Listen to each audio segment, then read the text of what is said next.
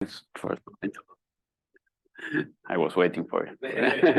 Thanks for the introduction and for giving me the opportunity to give a talk here and explain a bit, some work that we've been doing.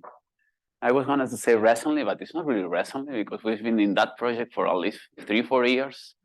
We're at some point close to end up, so hopefully we'll show up at some point. But well, that's a joint project that we've done with Francesc, as he spoke yesterday about that, Chen Chao, and Joachim Zacharias. I'm gonna today try to give a bit more details about this new notion that we have introduced, and it seems that it has a lot of applications when we work on the dynamical setting of sister algebras. So let's firstly locate us a bit in context. So if you look at our background in the majority of the situations, at least for us, is that we locate on the classification of sister algebras. And when we speak about classification of sister algebras, it's mandatory to speak about the conjecture that Elliot made circa of 89, in which he more or less mentioned or comment that there should be a complete functor from the category of separable simple nuclear sister algebra, which is constructed by K-theory and the collection of traces, and that should classify this sort of sister algebras. And then the usual form of the Elliott invariant, or the invariant that Elliott had in mind when he conjectured this sort of classification result, was you take the K naught with the positive con, K1, the collection of traces, and then the pairing which links the collection of traces K naught and the reals. Okay, and that should be the invariant that Elliott had in mind when we conjectured that all the sister algebras should be classified using that. So without entering in all the story that is behind that and the result that has appeared during this now 44, 44, no, 34 years. Let's go to just move to the recent results, which more or less establish which sister algebras satisfy the conjecture. So it was proved firstly by Michael Burdam and after by Andrew Toms that the conjecture is not true for in all the situations. And then it was more or less understood at that time that some extra conditions should be asked when we speak about classification of sister algebras. And it was in two really good papers in 2015 and 16, so the first from Elliott, Gong, Lin and New, and Tikwisis, Whiting, Winter, in which when you locate together, you are able to establish that two separable unital simple nuclear UCT infinite dimensional sister algebras, A and B, with this extra condition that's called finite nuclear dimension are isomorphic if and only if the Elliott invariants that are the ones that we established before are isomorphic. Okay, so they really show that while Elliott conjecture was more or less okay, so he just missed this extra condition. For those who have never heard about finite nuclear dimension, that should be looked at as a non-commutative version of the covering dimension that we have for commutative spaces, well, for topological spaces. You think about that, and then you just play a bit the role of introducing the non-commutativity part there. And why is this finite nuclear dimension play a role there, or why it has been studied for a long time? Is because I think that was around 2007 or 2008 that Toms and Winter conjecture that three different conditions, when I mean different, I mean that they are totally in different flavor. First is finite nuclear dimension, after is being the stability, and the third is that the Kuhn semigroup, which is an invariant associated to the sister algebra, is almost unperforated. They conjecture that these three conditions of different flavor, because the first one, if you think about that, is totally a topological property, because it just bothers about like a covering dimension. So it's really a topological notion. If you think about the second being zero stability, that means that, well, here is one of the the main definition of being zero stability, that Z is a sister algebra, which is that Elliott invariant is trivial, so it's more or less as the compact numbers, but it has much more structure, and then you say that an algebra is zero stable, it satisfies this property. So it's a property mainly focused on analysis. And if you think about the third, the Kuhn semigroup is an invariant which has a really algebraic properties. And then when we speak about almost unperforated, which is more or less the same as a strict comparison, well, it's exactly the same as being a strict comparison, even though the definition is different. So it means that the order of this algebraic invariant is given by the behavior of their functionals. So if you can take two elements and then you compare by their functionals, if there can be one less strict than the other for all the functionals that associate to the Kuhn semigroup, then the order is implied by this condition. So in a way, this conjecture is really nice because links.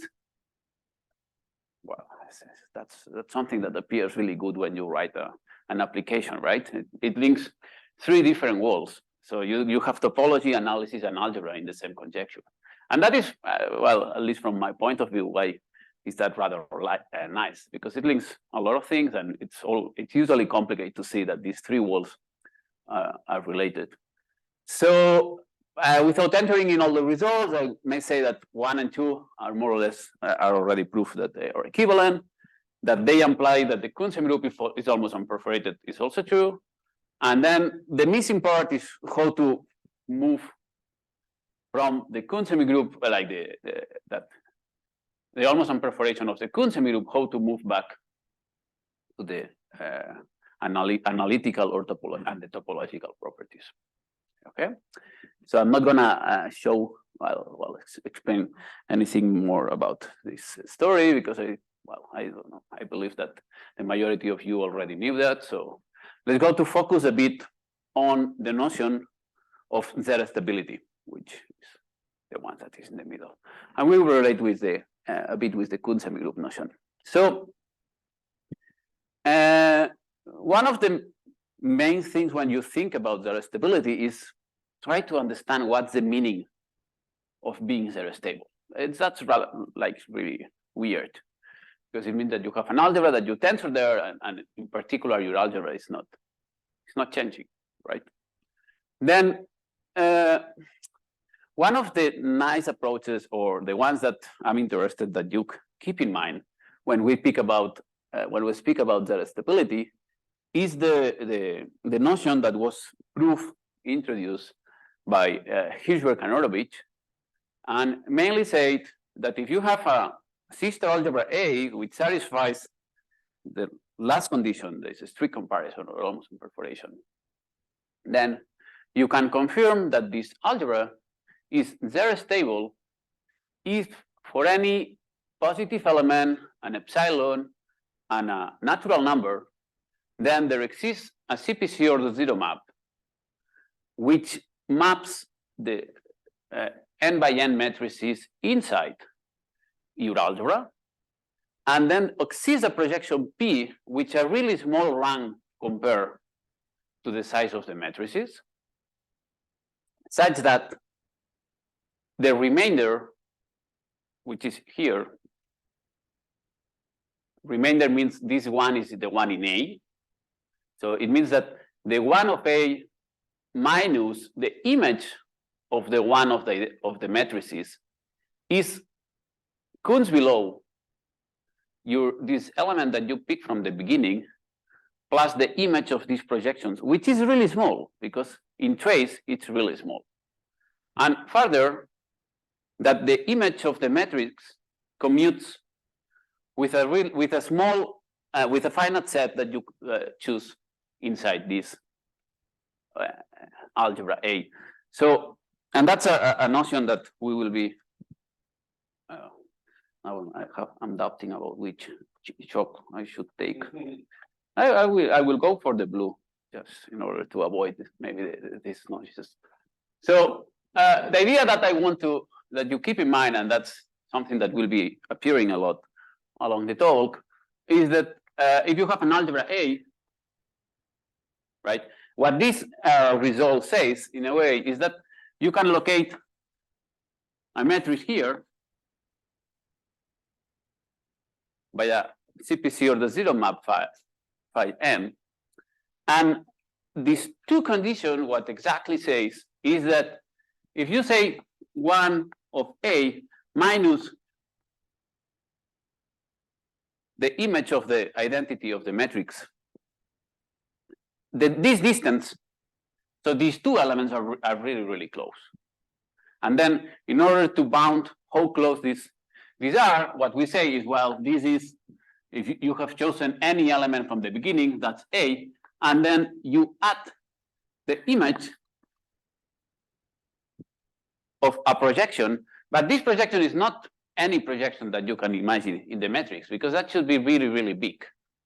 And this projection satisfies that the trace of the projection is smaller. What really means, as this is the normalized trace on the matrices, that really means that the size of M is really, really huge. And then you take a projection which its rank is really, really small. Okay, so this sort of idea about how to establish what's the meaning of the stability really says that you have this map, which the image, well, I've not written here, but the second condition would be that the image of the matrix commutes with for any finite subset that you take in A. But the crucial thing is really this, that an algebra is there stable if you can say that, well, the remainder of the unit minus the one in the matrix is bounded. And this A is really chosen from the beginning. So you can choose that A is as small as you want. And then you find it. Well, yeah. I mean, right. So you can choose A as small as you want. So it has to be positive. It cannot be zero. Right. Right. But do they really require this projection? That's it's an equivalent formulation of what Kirchberg and Horowitz says, but yeah. it can be said that it's equivalent. Yeah. Right. So you think it really? Well, that's exactly what we do in the when we speak about dynamical settings. So in their definition, you need this projection because this has to be small in order to control these things. So this is the notion of zero stability, which when you look at that side, it seems a bit weird, but well, it's what it is, right? That you can bound the remainder by a positive element plus the image of a small projection. Okay, that's the idea that I want that you keep in mind. Then, when you look at that, well, one idea could say, like, let's go to translate this sort of notion to the dynamical setting. So one approach would be what David did when you are in the commutative setting, or what more or less Francesca explained yesterday. But the natural, well, I'm not sure if the good say is to say the natural one, but one version of extend this sort of notion and trying to get zero stability when you work on the dynamical setting is to define what we have done, that is the notion of being almost elementary for a dynamical system. So being almost elementary for a dynamical system A, G, and alpha mainly means that you have something like the thing that we have that was established here by Kirchberg and Horowitz, but you change the things properly in order to get all the dynamical flavor that you have when you try to work on the dynamical systems. So mainly, what the definition says is that, well, you fix an element B. Well, here the B was this A that we have here. Okay, you fix an element B, which is a positive. Then, well, as you have a group, you have to take a finite subset of the group. Then you take a finite subset of the algebra A, and epsilon. as we did in the definition of that. And as you are in the dynamical setting, what you mainly do is let's change these matrices properly for what we want. Okay, and how that it becomes. So mainly is this sort of notion that Francesc explained yesterday about this dynamical castle. So what you do as you are in the group, so you have, let's say, you have A, G, and alpha, and here you locate the E, in here you take the F, and then you choose an epsilon and a positive element, which there is the A. And then here, what you say is the existence of a CPC or the zero map in which you will ask to be the correct notion of G invariancy that you need for working on the dynamical setting. So you take C, which is a dynamical castle, which means that there exists a collection of finite subsets of the group, which you add considering some matrices. So you have like a castle. In a way, what you have is really, you have to think about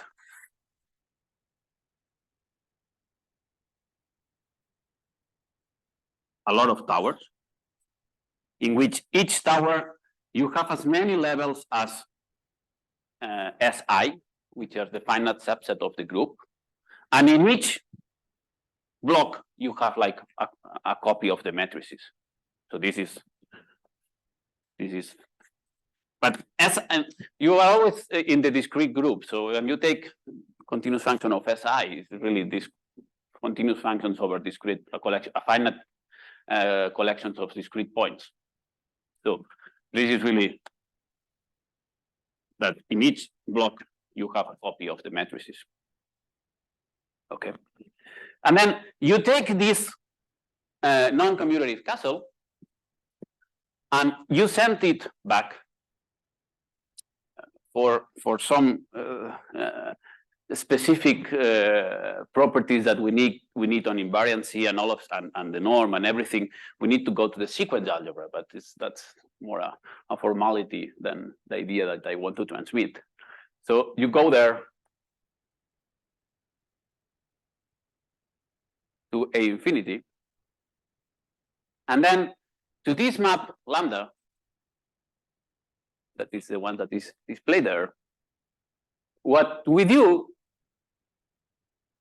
is to, as here, it's a bit tricky to consider what's the unit, because this is like can be a big castle. Then what you say is, well, instead of considering the unit, that is what you do when you care about zero stability, you take an element which is really big in the collections of castles. So then you say, there exists H in C, which is big. So in the majority of cases, it would be nice to believe that is like the one of the castle. It's not really the one, but it's really, really close to be the one. It's a big element in this castle. So then there exists a positive contraction H, which norm one, so it's really huge, which satisfies that when you move it back to A, this element satisfies this approximation property. That means that any element in there, when you put in the hereditary subalgebra generated by this, can be obtained by an element that really comes from the castle. So it's all these properties mainly means that the image of the castle, it's close to be all the algebra. Okay, that's for the approximation property. Then you further say that H is F epsilon invariant inside the castle. So it means that if you move, H will have components in each of the towers. And then when you apply by an element, you apply when you do the action by an element in the group, mainly what you do is move the components of the H in each of the towers. And then what you are asking is that H move by this G, which is mainly using the first factor of the towers that you have, then it says that H becomes close to G of H. So it's F epsilon invariant by the subset of the element that you choose in G. Further, you ask some commutativity between the image of the H with elements which belongs in the finite subset of A. And finally, mimicking what's happening when you ask about the stability, what you do is speak about the remainder. And to speak about the remainder, what we say is exactly as appeared more or less before. So you say that 1 minus the image of this big element in the commutative castle is now cannot be just Kuhn subequivalent as it happens in the Hirschberg-Horowitz definition, but in this situation we were forced to introduce and define this dynamical Kuhn semigroup that Frances was speaking yesterday about. But then you say that the one of the A minus the lambda of H is below, dynamically speaking, in the Kuhn semigroup, as the positive element B that you have chosen from the beginning, and then some cut down of a projection that comes from here, in the same manner that we were using in the Hirschberg-Horowitz situation. Okay, and then you still need to say that this projection is small, right? And then in order to say that the projection is small, well, we were not speaking here. It's not as easy as you have a lot of castles, a lot of towers, and a lot of convex combinations when you speak about the tracial states that you can define there. It becomes a bit easier to say that your projections is small means that is small if you compare by this element H that you have chosen from the beginning. So really means that you take the projection, you add 1 over epsilon, which means that you add, I don't know, 1 million of times. And this is still smaller than the cut down of this big element that you have chosen to be close to be the unit of the commutative castle. Okay, so I'm gonna, well, it's more or less what I explained before, but mainly what I mean is that you have that 1 minus lambda H is dynamically smaller than the element B plus the image of this projection. You do some cut down for make things easier. Well, I mean, at the end, we like analysis more or less, and then we like to use epsilons and delta. And having this minus 1/2 really gives you a lot of power, because then you will see that this can be moved to 1/4, and then really does not really care which cut down you do. That's why we include that, because, and then plus P, and then you have 1 over epsilon. So you add a lot of copies of your P, and this is still smaller of a cut down of your big element that you choose in the commutative castle. Yes, sorry. Yeah, sure. Same like epsilon. Sorry. But why go to A infinity? I thought the one always going to get rid of it. So like A and I, then why we go for epsilon? Yeah, it goes to C to infinite. It's because if not, it becomes much more. So we have an extra, so an equivalent definition of that without going to the A infinity. But then when you are not going to A infinity, this property of invariancy, so lambda being a commutative castle really means that is G invariant. And that's why you need to go to A infinity.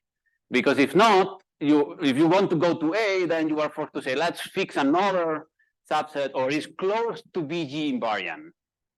Well, it's true that I not remember the definition of being this dynamical castle, because Frances did it yesterday. But the point is that here, this lambda It's not a CPC or the zero map. It's a CPC or the zero map plus being G invariant. G invariant, yeah. G equivariant. G equivariant. So that's really the main notion why we go to A infinity. Because if not, you can go everything to A, but then you have much more troubles, which at some point is important to also have this equivalent formulation. But that's the most neat version of defining the notion of almost elementariness. Okay, well, I just put in the board the notions of what we are interested, which are these sort of remainders, and why one of the approaches that where is it coming from?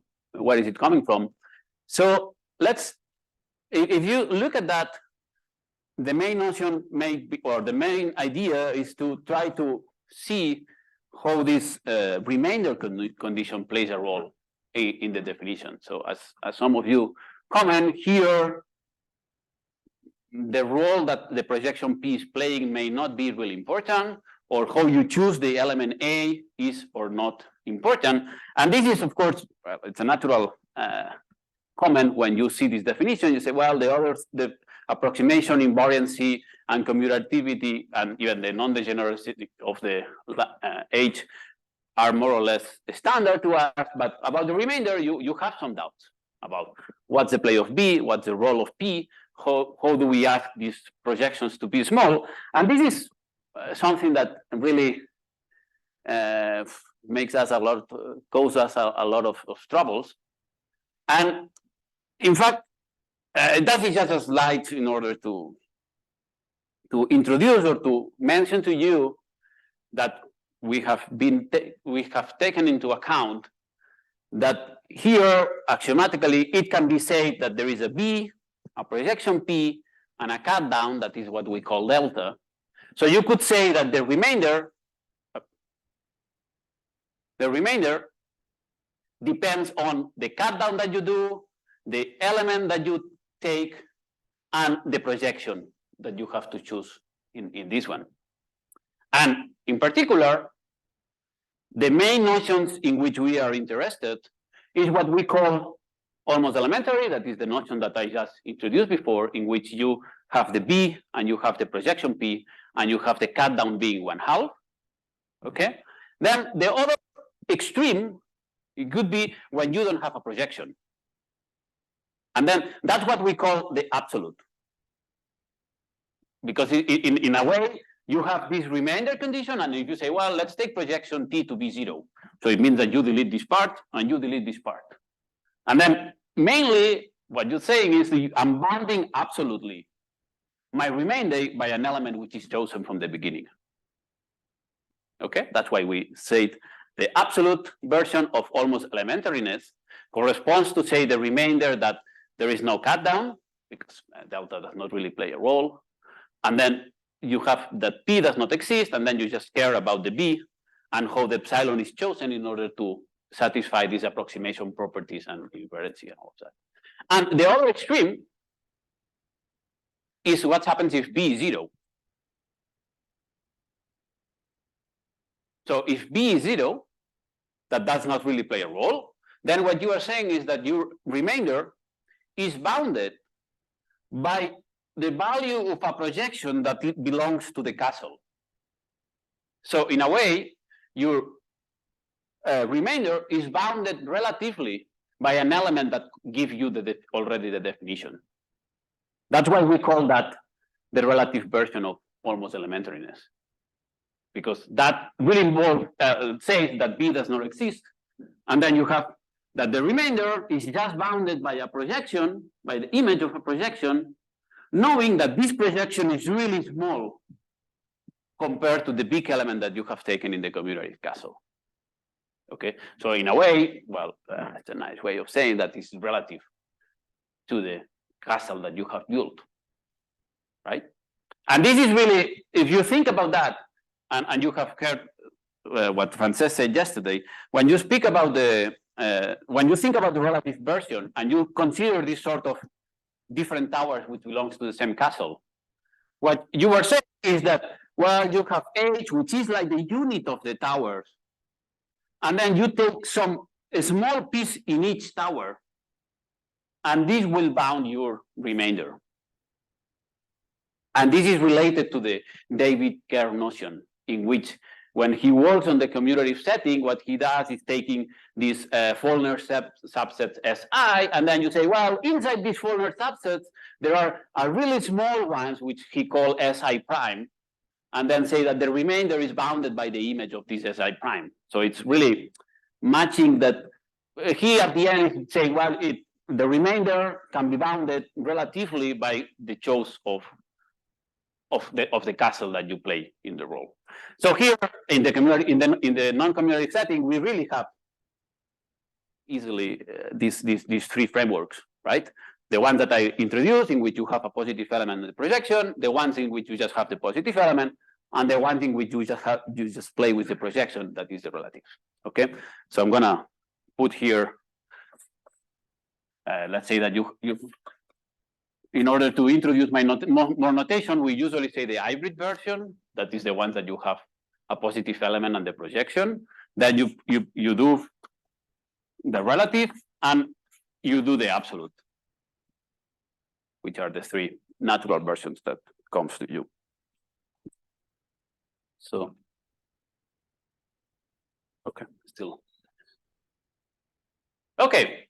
So once you have this definition in which you play with all of the roles, I'm not going to enter to all the details, but the first thing that we did, or when you want to dirty your hands, is to try to understand how flexible the definition is.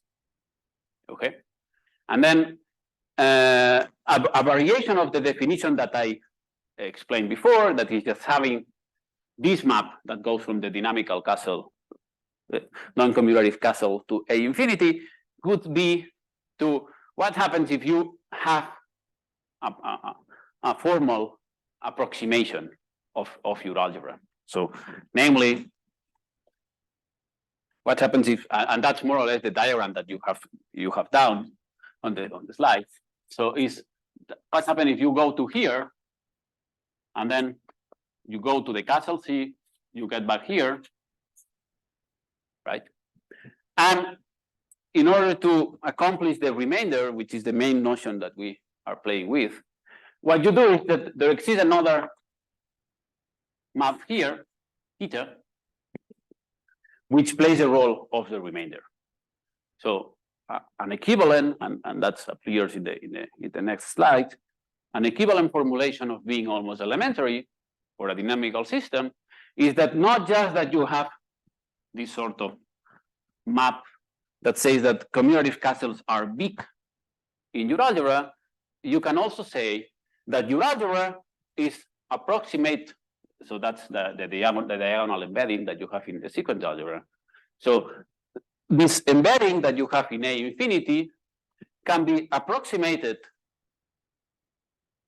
here. Any element is approximated by using this diagram, which passes by a commutative castle, and then you have a remainder, which is at the end another map. Okay, and here, if you think a bit about what's written there, so the remainder condition is exactly the same that I've explained here. So the remainder of the image of one will be way below, dynamical Kunz below of this element B and some cut down of the projection, and plus that a lot of copies of the projections are Kunz below the image of lambda 1. And here you see that this H that I've chosen here to be a really big element in the castle, it's changed to be this lambda 1. So that's why when I introduce that, I say, well, you have to think about that. It's a really big element, but it's not the unit on the matrices, on the castle. It's close to be the unit. In fact, if you look at this picture, the H is the image of the 1 inside this castle. Okay. And in fact, if you know a bit about the theory of the CPC, which at some point will become here, one crucial point is that this gamma is E epsilon almost order 0.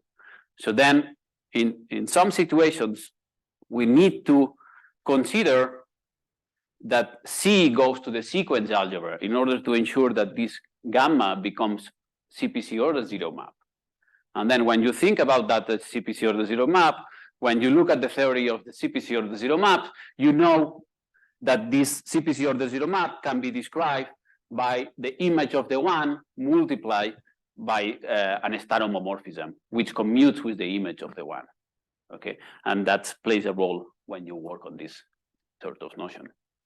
Okay, so mainly if you combine both things, and that's what I say here, is the same having this sort of approximation passing by a commutative castle than saying that you just have this lambda.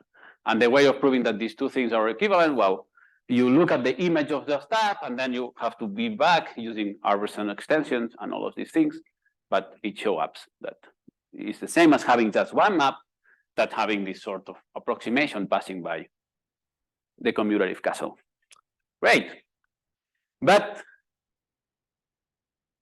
when you think about the notion of almost elementariness, well, you have seen really quick that B and P play a role, but you have not really cared about which partial order I was taking here when I compared that. And I say from the beginning that when you think about this Thomson-Winther conjecture, there were three notions. One was being a final nuclear dimension, being zero stability, and the third was about the almost imperforation or a strict comparison. So what's the meaning of a strict comparison? I say that the order in the Kuhn semigroup is given by its behavior of its functional. Okay, so once you have the definition, which you more or less are convinced that works, and you are able to control the remainder, another natural construction or another natural thought is what happens if I consider exactly the same notions that I have before. Okay, then here Hannes appears the version that you wanted, that is that the lambda, instead of mapping to A infinity, maps to A, and then that becomes NG equivariant.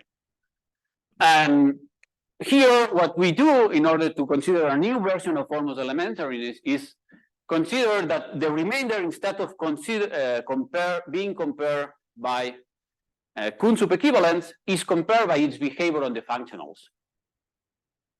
Okay, so we say that the image of the one, instead of being Kuhn's below, is just below of its behavior of the functionals, and the same. And the projection has to still be compared in the castle, so it remains the same. But the remainder, we change the order considered here, and then we look at its functional instead of the Kuhn's subequivalence. Okay, and if you change this remainder notion, well, it's like working on functionals or working on the measure setting. So we say that this is weak. Of course, that's weaker because, and we call that almost elementary, but now being in measure. So if you what you have to keep in mind is that if you change that to be in measure, which means that you compare by the d taus for all the invariant traces, then give you by free the notion of almost elementariness, but in measure. Okay. Then the first result that we were able to provide is that weakening the order, so considering the functionals or the measure here setting, you are able to say that the three notions, meaning the relative, the absolute, and the hybrid, are equivalent. So all this version of considering the projection P is 0, or considering the version that B is 0, or considering whatever you want, all of them become equivalent. So you can really see that the definition that we have given is really, really flexible. Because if you don't like the projection, you just get rid of that. If you don't want, if you just want to a relative version, then get rid of the positive element. Okay, so that's the first result that we did. The minimal means the same as it does in the Yeah, because you want that. Yeah, you need some minimality there in order to play the roles. And what are you assuming about apart from this, the big algebra A? And anything, no, Okay. that's you don't need. So after, if you want to assume further things, then you need some assumptions on A. But for that, you don't need anything. So you show that all the remainders are equivalent without taking into account which A you take or the group. And also in the previous there you had, what were you thinking about A in that one? Well, here, This bit. here is not A can also be anything. All right. Yeah. No, so it's mainly introducing the notation and the definition, and the definition works well for any A and G. Is after when you need to apply to some situations that you have to put assumption on A and G. Okay. Okay, I have to prove that these three versions are equivalent. I'm not gonna go on that because it's I just realized that I have a quarter more and there are a lot of results to expose. But the idea that I want that you keep in mind is exactly what I said when I read the statement, is that you have a lot of flexibility on that definition. So mainly, for instance, one of the really nice flexibility properties that you have is that once you have this approximation here, you can modify your system and choose the towers to be as long as you want, right? And this gives you a lot of, say, well, the projection P that I want to take is not small enough. Okay, then I just modify a bit and make a longer towers and keep the projection. And this gives a lot of flexibility for all of that. And once you start to enter to the details, then you realize that this gives you a lot of things, and then that you are passing through finite dimensional sister algebras also give you a lot of flexibility in a way. Okay, so I'm just gonna skip these two proof in order to continue the exposition. And further, the next result that we have, which I think that is the stronger one, well, the one that gives you the stronger characterization, is that what we see is that almost elementary, that is our notion that we have shown, it's equivalent to say that we can change delta, B, and epsilon. So we can change the remainder as much as you want. That if it's almost elementary, it can be, the remainder can be as you want. So you can do any cut down that you want. You can put any element that you want. You can put any projection, and everything works well and concludes that's the same almost elementary notion.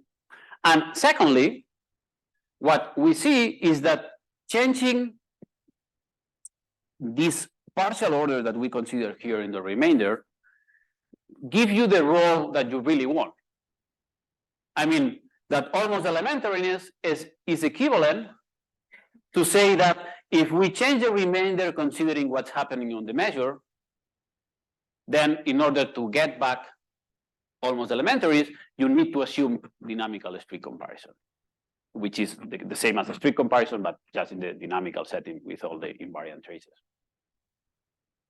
Okay, so then we get exactly the characterization, which that being almost elementariness is the same as almost elementariness in measure plus dynamical street comparison. Okay, and that's always equivalent.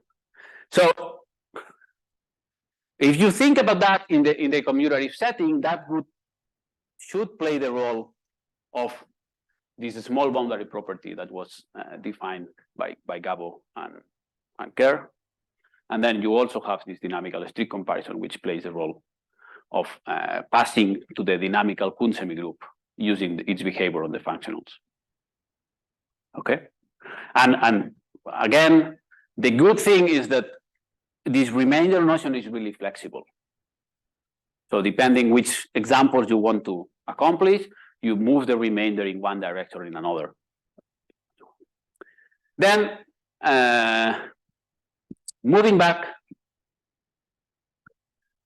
to the framework that I started with, this zero stability, let's go to speak about what's happened if you consider the trivial situation of this definition. Which is the trivial situation when there is no group, or when there is a trivial group case? So there is not all of this commutative, non-commutative part disappear. Yeah. And then I'm recalling here. So, and here I'll try to give a bit more details about the proof. So what we are able to say is that in the trivial group case, being almost elementary, if you are unital, simple, and nuclear, is here there is just one direction, but we will show after that we also have the other direction. So we really are able to say that being almost elementary is equivalent of being zero stable in the framework that we want. Okay, and here there is some sort of recalling the first notion that I give at the beginning. Just recall in case I was not sure if I was going to have that on the board at the step of my talk. Yeah. Yesterday I was, yeah. It should appear nuclear. No, here I miss nuclear. Yeah, because the proof is threshold zero stability, but I just wanted to put the notion of zero stability. So yeah, in a way, what we get here, so our result here, that if you get rid of nuclearity, what you get is that being almost elementary is the same as being, well, implies that is threshold is zero stable. But as I didn't want to introduce the notion of threshold is zero stable and everything, I just put nuclearity. But I changed it yesterday after the dinner, so I think that I've forgotten yeah, here there should be a nuclearity in the middle. Okay, so here how do we prove that almost elementariness implies the notion of zero stability? Just keeping in mind that that's the meaning of zero stability. Firstly, well, the difficult part is to show that almost elementariness imply dynamical strict comparison, or a strict comparison, because we are in the situation of no group. And for that, so here is the first step in which I just pass by a single line. It causes us a lot of troubles. But mainly what you have to think that when you want to show a strict comparison or almost on perforation, using these notions that appear here, right? So what you have to say is that if you take an element here, you maps to here, right? And the good thing of here is that if you are in the trivial group case, this is just a sum of a lot of matrices. So it's a finite dimensional sister algebra. And then in the finite dimensional sister algebras, and if you pass to the sequence algebra, you have unperforation, because you are in a really well-behaved sister algebra. So then, in a way, so just to give an idea, so you want to show that if you have n plus 1, something like that, let's say, so you want to show almost on perforation, so you have that, and you want to show that A is Kunz below B. So in order to do so, you choose B properly, and then you split into parts, and then these things, you do n copies of A and n copies of B are sent it here. They are compared here by the unperforation that you have in the finite dimensional setting, and then they are moved back here by the approximation definition that you have of almost elementary. And the extra copy that you have here is the one that you maps below the remainder. And then if you do everything correct, you can see that an algebra that's almost elementary with the trivial group action really satisfies a strict comparison. It really use this sort of definition, then you use the approximation and the remainder, and with everything fits, and you can say that almost on perforation holds. Then once you have a strict comparison, you want to show that you still need this commutativity, and the existence of these projections to show the stability. And then it's a bit tricky, but it's more or less what I explained here. You have to use 2 times the notion of almost elementariness. One, firstly, you do the first part of almost elementariness, getting really long towers in order to ensure that you can map the matrix inside this finite dimensional sister algebra C1. And once you have the matrices inside the castle C1, you still need the commutativity given by the definition of Hirschberg-Horowitz. And in order to get this commutativity, what you do is do again almost elementariness, ensuring that this that goes here, then you extend here the finite subset for which you ask for commutativity, and then you move back down, and then this map will satisfy the conditions that you desire by the first block of matrices that you have asked at the beginning. So it's really sketchy, but that should be the idea. And then for the converse, so I say that we've shown that almost elementary is in our setting simple nuclearity and infinite dimensional. We also get that if it's there stable, then it's almost elementariness. Here we use a really analytical tools, which are the approximation of CPC or the zero maps when you map to the ultra power algebra.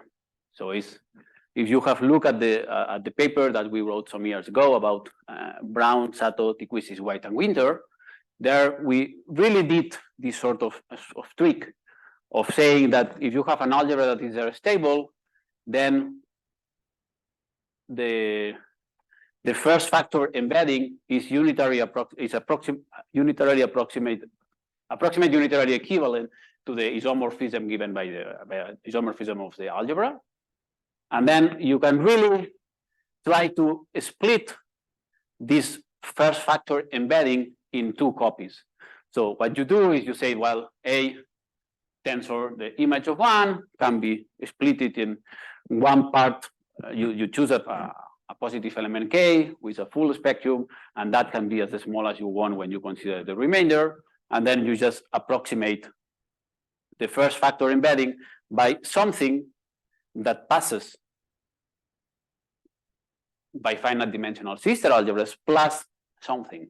So that was mainly this is the argument that it was used to prove that the nuclear dimension is 1, because if you do the same for this sort of sister algebras, what you see, you have 2 factors, and that passes through the algebra, and then you can say that that's as small as you want.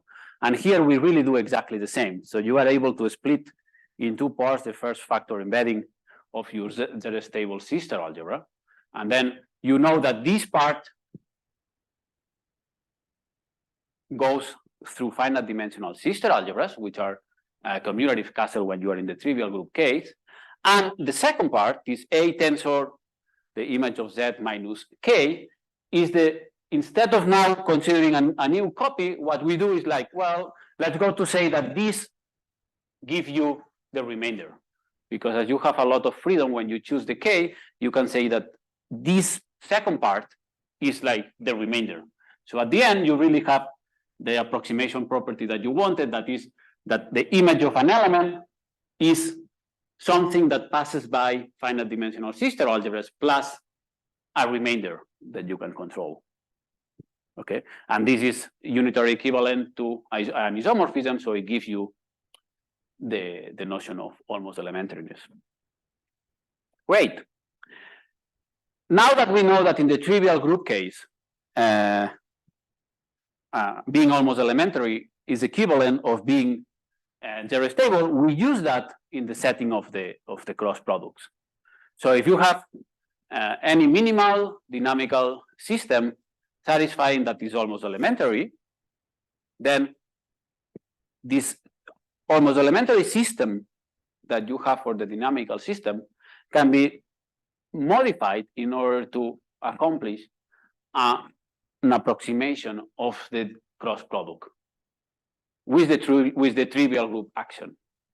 So you are moving the action of the group to the cross product, and then you are saying that you are like in a trivial, almost elementariness. So in particular, we say that if you have a minimal dynamical system satisfying almost elementariness, then the cross product associated to the dynamical system is a trivial, almost elementary. And being trivial, almost elementary, as we said before, means that is zero stable, because we say that the trivial, almost elementary dynamical systems are zero stable, and that was if and only if. And then well, we are already at the end of the talk, but the idea here is that if you choose these things properly, everything fits and works well, mainly because using the almost elementary approximation that you have for your dynamical system that can be modified using the action that you have on the cross product, and everything works, and you get that this is equivalent to being trivial. And just to finish and to remember a result that Francesc was mentioning yesterday. So if that's all the development that we've done is to care about non-commutative dynamical systems. And of course, when you extend or you try to understand that, the first thing that appears to your mind is, well, there was a notion which more or less resembles what we did in the commutative setting that was done by David Kerr, introducing the notion of almost finiteness. And what we see in particular, and is more or less what I tried to introduce before when we were speaking about relative and absolutes, is that being in the commutative setting, being almost finite is equivalent of being almost elementary in our setting.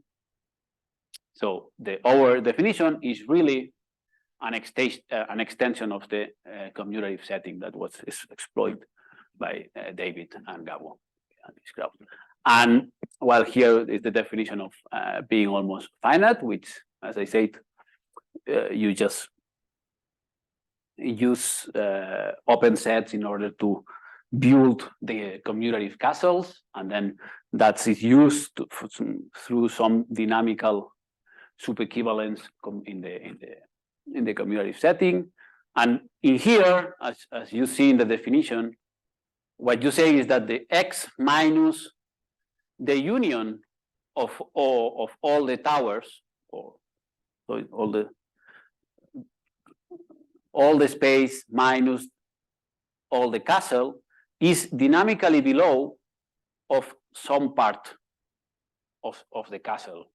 So it really copies, well, the idea that is here is that this is the relative version of being almost elementary, because it's how you bound the remainder. You bound the remainder, so that's the remainder, the total minus the castle is dynamically smaller than some relative part of the castle. So then what we see is that in this commutative setting, being almost finite is equivalent of being relative, almost elementary in relative version. So here there was the proof, but I think that I'm out of time, so just thanks for your attention.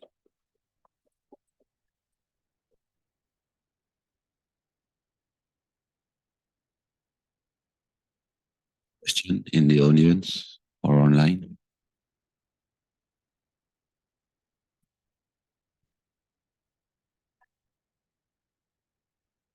The Victor routing property, it has a Yeah. Yeah, because it's very recent. The Hirschberg or it's for. Yeah. That's what there is this weak Tracian property, and now we are looking this sort of that, which also should work, this Tracially oscillation zero, which I think that was introduced by Lin, right, and Fu. Sorry, Tracially. It's weak Tracially oscillation zero. And that also should fit here. And there are some other examples which were, because this has a lot of different versions, which Washington has been written different papers implying that one of the other and these things, and the majority of them can be easily seen that satisfies to be almost elementary. Because all of them, I mean that to me the main idea is sort of the remainder. And that's Yes. what Yeah, because all of them has a exactly. So remainder. the rest of the properties are standard. And then what you borrow is about what's happening in the remainder. And that's why there is all the work to do here, because if you take the functional, that becomes like the measure version, but then dynamical street comparison, and then you show all the equivalences. And once you have all of these surrounded versions, what you have to more or less look at is how the remainder version can be rephrased in that terms. And then, well, in the majority of situations, you just look and understanding it's what's happening. Thanks. Yeah. Yeah, right. So I think I missed it when you said, so this diagram on the top left, this is the AE hat version. Yeah. So to show that AE implies AE hat, how do you get this map A from the gamma map? You really use that the remainder is really big. Because you, at the end, you take the element H here, you map it here, and then you can really control what's that, because that's like the image of the order units that you have in the matrices and everything. And not just that, also because you are in each of the towers, so you have some sort of action involved in each of the towers. So then you just look at the image of that, which lies in here, and then you can extend in some matter to Arberson lemma in A. And then that's not really true, but then you can complete, and then you can map something like that goes here and here. Okay. Yeah, it's a bit tricky to how to create this charge over there. Well, it's the multipliers, and then you just move back. Yeah, that was a tricky part, because this sort of definition gives you a lot of flexibility, much more than this one, because here you can you take an element, you move it here, you know how it works, and then in a way you can even do like 2-3 times, just increasing a bit the remainder. That's the idea that is behind, right? And then in a way, if that's why it's also nice to say that you can modify the cut down as much as you want, because you start with a cut down like, let's say 1/4, and then you use 3 times the remainder. So at the end you get a cut down which is 3/4, but then it's almost elementary is in the version of 3/4, which is still almost elementary, which gives you a lot of flexibility on this notion. Any other question? Yeah, for me, just because I lost track at some point. So basically, you were trying to prove that the stability of the cross product implies dynamical street comparison or something like that. Yeah, but that's a different. Yeah, so in the commutative in the non-commutative setting, I mean, when you have an action involved there, showing that almost elementary implies dynamical street comparison is rather hard. Okay. I mean, because it really you have to play a lot about the action and being able to control that the action passes.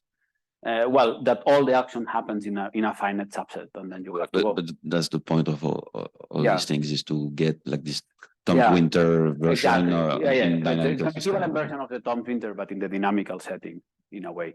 But so you did get proof that. So the main result is this one, that almost elementary in general is equivalent to say that almost elementary in measure plus dynamical street comparison. For dynamical system. For any almost elementary dynamical system. And this is implying that stability of the cross product. Of the cross product. But itself, it's equivalent to the stability when you are in the commutative setting, in the trivial group case, but not in the. So for dynamical systems, you cannot really speak about their stability, because it's a dynamical system. It's not a system. No, but the cross product. The cross product is, that implies that the cross product is very stable. Yeah. But the converse, it's much more tricky. I mean, if you have a cross product that is very stable, I think that it's really, really complicated to say that then the system comes from an almost elementary dynamical system. So I think that that's much more tricky because their stability don't give you all of these sort of approximation things. So if no more question, let's send Joan again. So we have coffee.